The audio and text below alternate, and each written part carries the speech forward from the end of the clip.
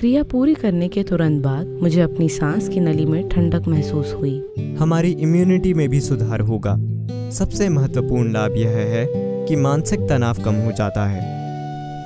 सिंह क्रिया सद्गुरु द्वारा भेंट किया गया 3 मिनट का सांसों से जुड़ा योग अभ्यास है, जिसे विशेष रूप से कोरोना की स्थिति की वजह से डिजाइन किया गया है। सिंह क्रिया के अभ्यास से हम खुद को तैयार रख सकते हैं और ऑक्सीजन का स्तर और बीमारी से लड़ने की ताकत भी बढ़ा सकते हैं। सिंह क्रिया बीमारी से लड़ने की ताकत और फेफड़ों की क्षमता को बढ़ाने वाला एक फ्री ऑनलाइन योगा अभ्यास है। हार्वर्ड मेडिकल स्कूल की एक टीम द्वारा किए गए अध्ययन में पाया गया है कि यह संक्रमणों से लड़ने और मानसिक तनाव को कम करने की आपकी क्षमता सुधार सकता है। अब सद्गुरु आपको अभ्यास के बारे में बताएंगे। कृपया वीडियो देखते समय अभ्यास करने की कोशिश न करें। पहले निर्देशों को पूरी तरह सुने और फिर यह अभ्यास खुद से करें।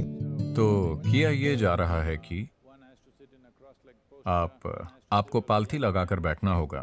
आप जिस भी तरह से बैठ सकें, आपका शरीर जिसकी भी अनुमति दे, और फिर दोनों बाहों का उपयोग करके इसे इस तरह से ऊपर उठाइए कि आपका पंजर डायफ्राम के हिस्से से ऊपर उठ जाता है।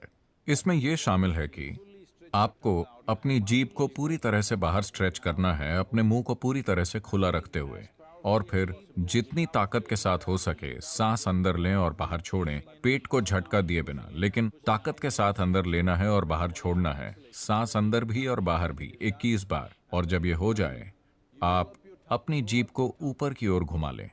इसे उतना पीछे ले जाएं जितना आप ले जा सके, और अपना मुंह खुला रखते हुए फिर से उसी तरह सांस लीजिए। सांस अंदर, सांस बाहर, जितनी हो सके उतनी ताकत से, लेकिन अपने गले में दबाव पैदा करके आपको इस तरह से आवाज निकालनी होगी। यह महत्वपूर्ण है कि आप गले में, अपने गले के गड्ढे में दबाव पैदा करें और आवाज निकालें।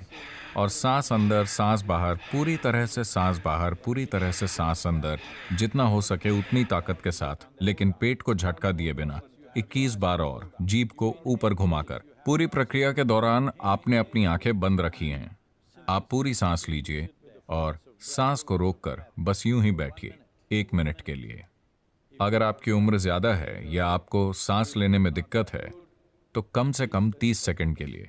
अगर आप 1 मिनट के लिए नहीं कर पा रहे हैं तो कम से कम आप 30 सेकंड के लिए वहां रुकिए। ये एक सरल सा अभ्यास है, और सबसे बढ़कर अगर आप इसे आज कर पाते हैं और अचानक एक दिन आप इसे नहीं कर पाते, तो इसका मतलब है कि निश्चित रूप से आपको सांस से संबंधित कोई समस्या हो गई है। शायद वो ये वाला वायरस ना हो, लेकिन वो कुछ और हो सकता है। वो चाहे कुछ भी हो, आपको अपनी जांच करानी चाहिए। सिंह क्रिया खाना खाने के कम से कम 2.5 घंटे बाद की जानी चाहिए। 6 से 70 वर्ष के बीच की आयु का कोई भी व्यक्ति सिंह क्रिया कर सकता है। 6 साल से कम या 70 साल से अधिक उम्र के लोग और ब्रेन ट्यूमर या हैमरेज से परेशान लोग भी ये अभ्यास कर सकते हैं, लेकिन उन्हें केवल 12 बार सांस लेनी चाहिए, 21 बार नहीं। बाकी सभी को ठीक 21 बार सांस लेनी चाहिए।